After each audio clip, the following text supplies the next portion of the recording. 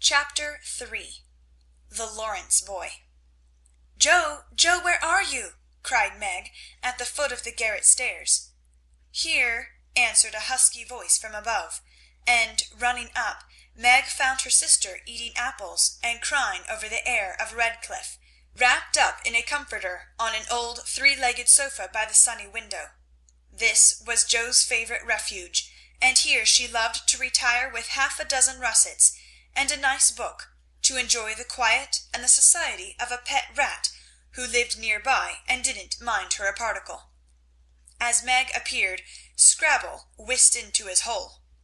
Joe shook the tears off her cheeks and waited to hear the news. "Such fun! Only see! A regular note of invitation from Mrs. Gardner for to-morrow night!" cried Meg, waving the precious paper and then proceeding to read it with girlish delight. Mrs. Gardner would be happy to see Miss March and Miss Josephine at a little dance on New Year's Eve. Marmee is willing we should go. Now what shall we wear? "What's the use of asking that, when you know we shall wear our poplins, because we haven't got anything else?" answered Joe, with her mouth full. "If I only had a silk," sighed Meg. "Mother says I may when I'm 18, perhaps, but 2 years is an everlasting time to wait. I'm sure our pops look like silk, and they are nice enough for us. Yours is as good as new, but I forgot the burn and the tear in mine. Whatever shall I do? The burn shows badly, and I can't take any out." "You must sit still all you can, and keep your back out of sight. The front is all right. I shall have a new ribbon for my hair, and Marmee will lend me her little pearl pin, and my new slippers are lovely, and my gloves will do, though they aren't as nice as I'd like. Mine are spoiled with lemonade, and I can't get any new ones, so I shall have to go without," said Joe, who never troubled herself much about dress. "You must have gloves, or I won't go," cried Meg decidedly. "Gloves are more important than anything else. You can't dance without them, and if you don't, I should be so mortified." "Then I'll stay still. I don't care much for company dancing. It's no fun to go sailing round. I like to fly about and cut capers." "You can't ask mother for new ones. They are so expensive, and you are so careless.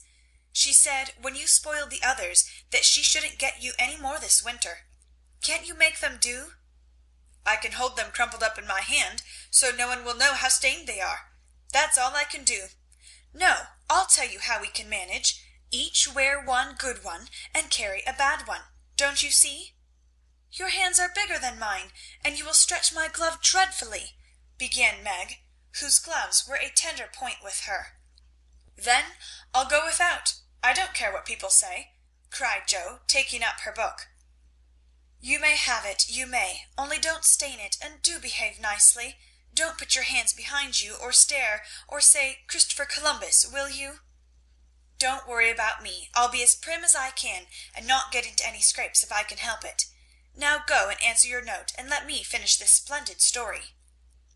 So Meg went away to accept with thanks, look over her dress, and sing blithely as she did up her one real lace frill, while Joe finished her story, her 4 apples, and had a game of romps with Scrabble. On New Year's Eve the parlour was deserted, for the 2 younger girls played dressing maids, and the 2 elder were absorbed in the all-important business of getting ready for the party. Simple as the toilettes were, there was a great deal of running up and down, laughing and talking, and at one time a strong smell of burned hair pervaded the house. Meg wanted a few curls about her face, and Joe undertook to pinch the papered locks with a pair of hot tongs. "Ought they to smoke like that?" asked Beth from her perch on the bed. "It's the dampness drying," replied Joe. "What a queer smell! It's like burned feathers," observed Amy, smoothing her own pretty curls with a superior air. "There, now I'll take off the papers, and you'll see a cloud of little ringlets," said Joe, putting down the tongs. She did take off the papers, but no cloud of ringlets appeared, for her hair came with the papers, and the horrified hairdresser laid a row of little scorched bundles on the bureau before her victim. "Oh, oh, oh, what have have you done? I'm spoiled. I can't go. My hair, oh, my hair!" wailed Meg, looking with despair at the uneven frizzle on her forehead. "Just my luck. You shouldn't have asked me to do it. I always spoil everything. I'm so sorry, but the tongs were too hot, and so I've made a mess," groaned poor Joe, regarding the little black pancakes with tears of regret. "It isn't spoiled. Just frizzle it, and tie your ribbon so the ends come on your forehead a bit, and it will look like last fashion. I've seen many girls do it so," said Amy consolingly. "Serves me right for trying to be fine. I wish I'd let my hair alone," cried Meg petulantly. "So do I. It was so smooth and pretty, but it will soon grow out again," said Beth, coming to kiss and comfort the shorn sheep. After various lesser mishaps, Meg was finished at last, and by the united exertions of the entire family, Jo's hair was got up and her dress on. They looked very well in their simple suits, Meg's in silvery drab, with a blue velvet snood, lace frills, and the pearl pin; Jo in maroon, with a stiff gentlemanly linen collar, and a white chrysanthemum or two for her only ornament. Each put on one nice light glove, and carried one soiled one, and all pronounced the effect quite easy and fine.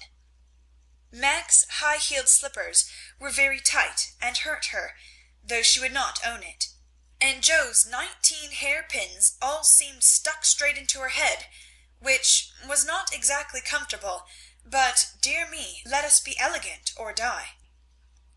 "Have a good time, dearies," said Mrs. March, as the sisters went daintily down the walk. "Don't eat much supper, and come away at 11 when I send Hannah for you." As the gate clashed behind them, a voice cried from a window, "Girls, girls, have you both got nice pocket handkerchiefs?" "Yes, yes, spandy nice, and Meg has cologne on hers," cried Jo, adding with a laugh as they went on, "I do believe Marmee would ask that if we were all running away from an earthquake." "It is one of her aristocratic tastes, and quite proper, for a real lady is always known by neat boots, gloves, and handkerchief," replied Meg, who had a good many little aristocratic tastes of her own. "Now don't forget to keep the bad breath out of sight, Jo. Is my sash right, and does my hair look very bad?" said Meg, as she turned from the glass in Mrs. Gardner's dressing room after a prolonged prink. "I know I shall forget. If you see me doing anything wrong, just remind me by a wink, will you?" returned Jo, giving her collar a twitch and her head a hasty brush. "No, winking isn't ladylike. I'll lift my eyebrows if anything is wrong, and nod if you are all right. Now hold your shoulders straight, and take short steps, and don't shake hands if you are introduced to anyone. It isn't the thing."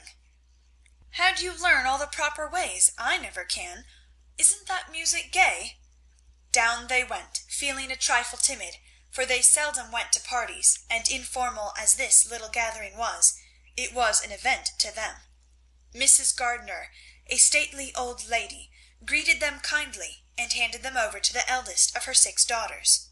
Meg knew Sally, and was at her ease very soon, but Jo, who didn't care much for girls or girlish gossip, stood about with her back carefully against the wall, and felt as much out of place as a colt in a flower garden.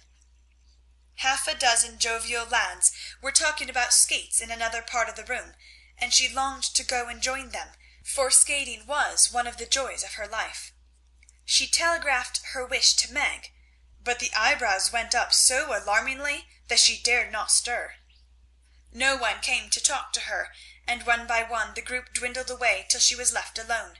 She could not roam about and amuse herself, for the burned breath would show, so she stared at people rather forlornly till the dancing began. Meg was asked at once, and the tight slippers tripped about so briskly that none would have guessed the pain the wearer suffered smilingly.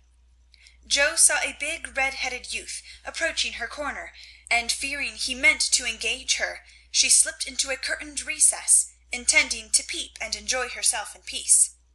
Unfortunately, another bashful person had chosen the same refuge, for, as the curtain fell behind her, she found herself face to face with the Lawrence boy. "Dear me, I didn't know anyone was here," stammered Joe, preparing to back out as speedily as she had bounced in. But the boy laughed and said pleasantly, though he looked a little startled, "Don't mind me. Stay if you like." "Shan't I disturb you?" "Not a bit. I only came here because I don't know many people, and felt rather strange at first, you know." "So did I. Don't go away, please, unless you'd rather." The boy sat down again and looked at his pumps, till Joe said, trying to be polite and easy, "I think I've had the pleasure of seeing you before. You live near us, don't you?" "Next door," and he looked up and laughed outright, for Joe's prim manner was rather funny when he remembered how they had chatted about cricket when he brought the cat home. That put Joe at her ease, and she laughed too, as she said, in her heartiest way, "We did have such a good time over your Christmas present. Grandpa sent it. But you put it into his head, didn't you now?" "How is your cat, Miss March?" asked the boy, trying to look sober while his black eyes shone with fun. "Nicely, thank you, Mr. Lawrence, but I'm not Miss March, I'm only Joe," returned the young lady. "I'm not Mr. Lawrence, I'm only Laurie." "Laurie Lawrence, what an odd name!" "My first name is Theodore, but I don't like it, for the fellows called me Dora, so I made them say Laurie instead." "I hate my name too, so sentimental. I wish everyone would say Joe instead of Josephine. How did you make the boys stop calling you Dora?"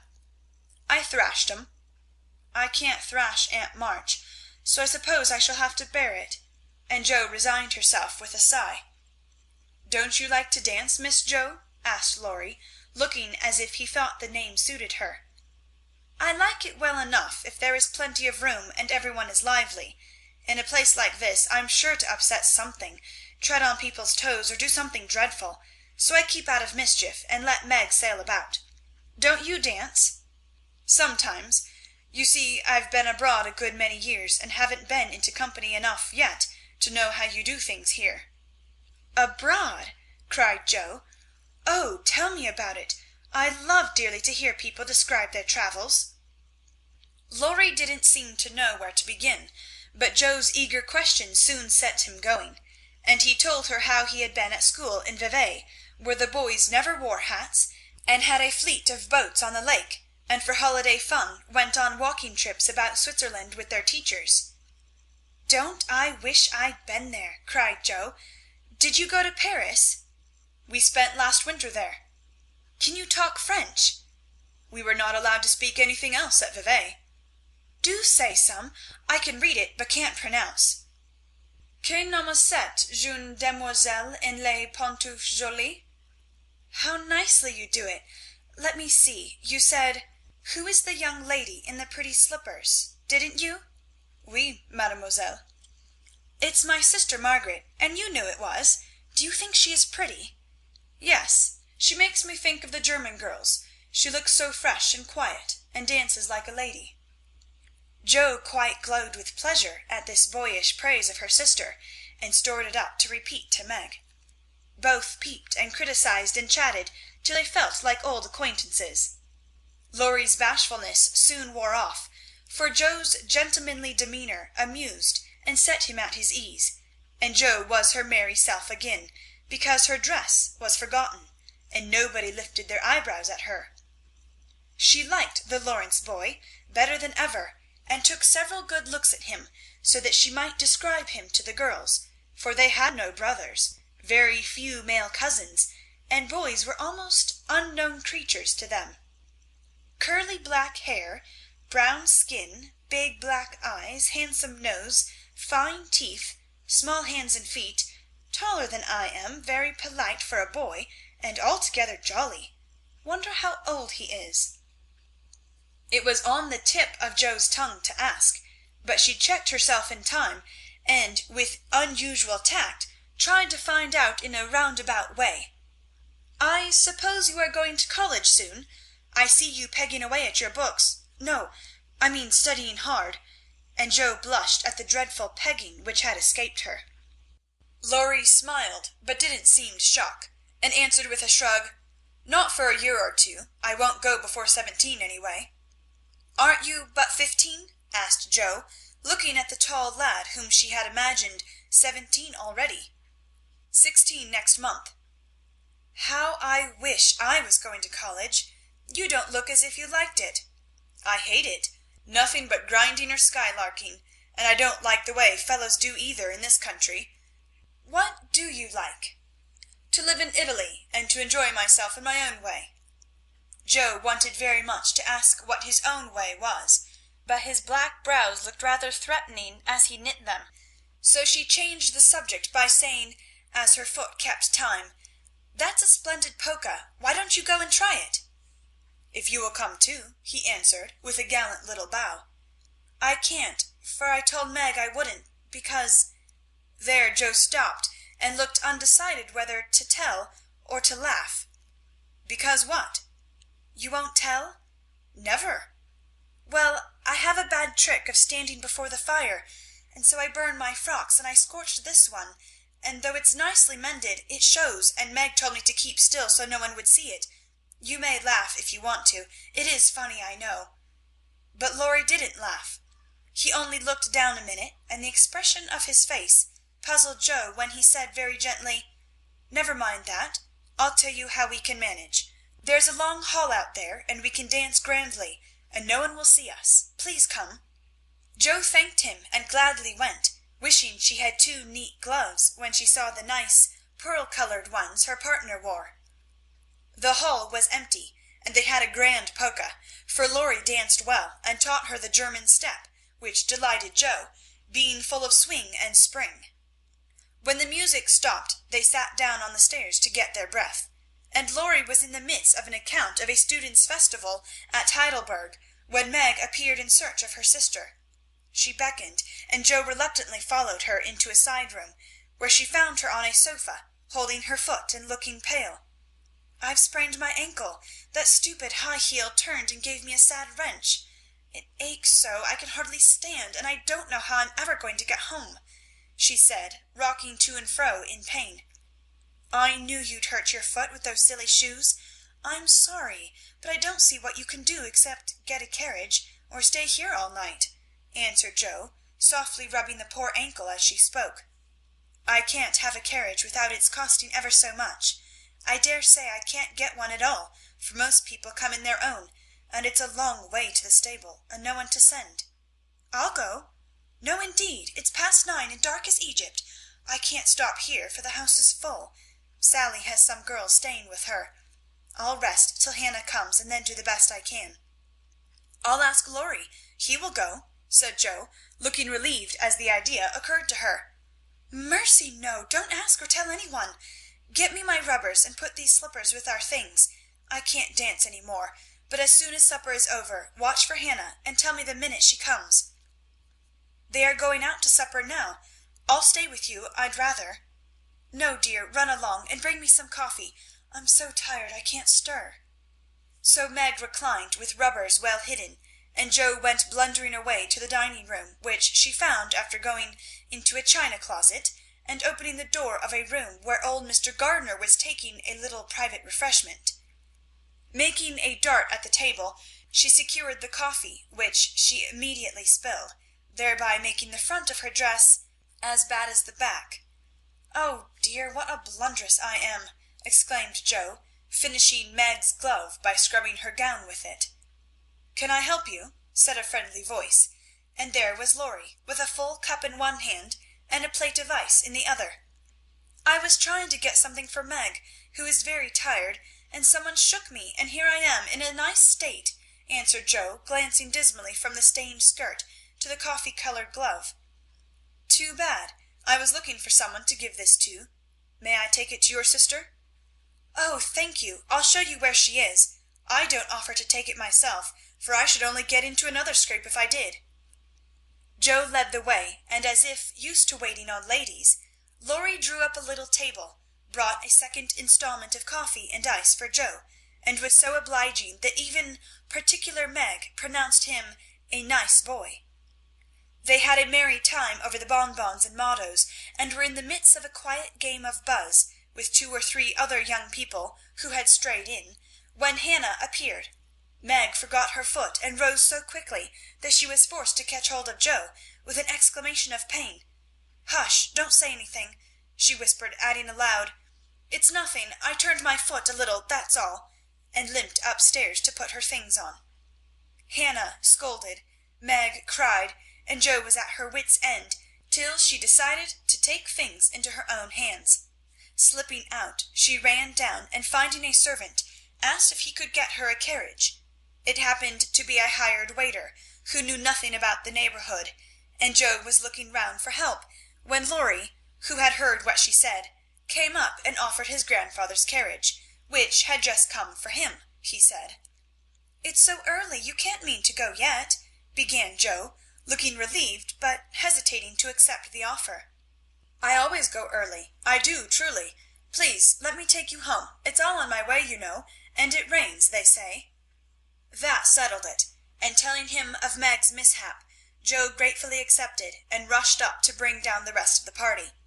Hannah hated rain as much as a cat does, so she made no trouble, and they rolled away in the luxurious close carriage, feeling very festive and elegant. Laurie went on the box, so Meg could keep her foot up, and the girls talked over their party in freedom. "I had a capital time, did you?" asked Joe, rumpling up her hair and making herself comfortable. "Yes, till I hurt myself. Sally's friend Annie Moffat took a fancy to me, and asked me to come and spend a week with her when Sally does.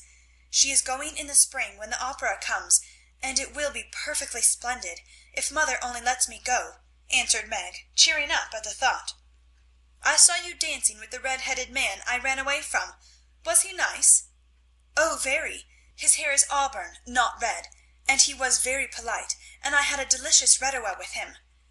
"He looked like a grasshopper in a fit when he did the new step. Laurie and I couldn't help laughing. Did you hear us?" "No, but it was very rude.